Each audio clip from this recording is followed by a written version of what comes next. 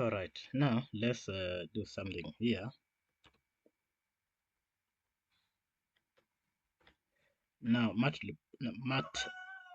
matplotlib can create almost any chart you can imagine, any.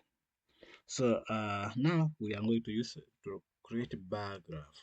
And the bar graph, we are going to use this method called bar, right? So let's comment this. I'll do it in practical.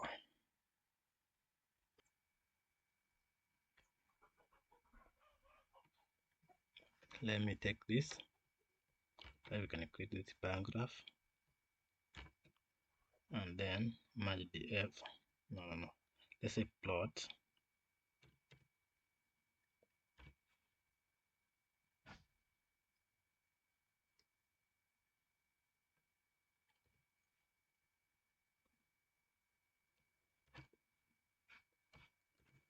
Sorry, we are going to plot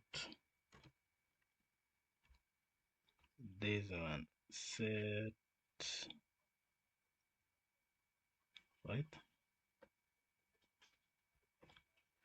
Set beam count right here.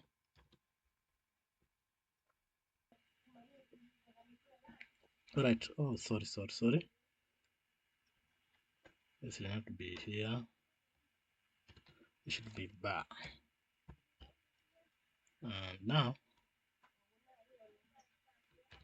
we should say merge df dot name. We need to have name,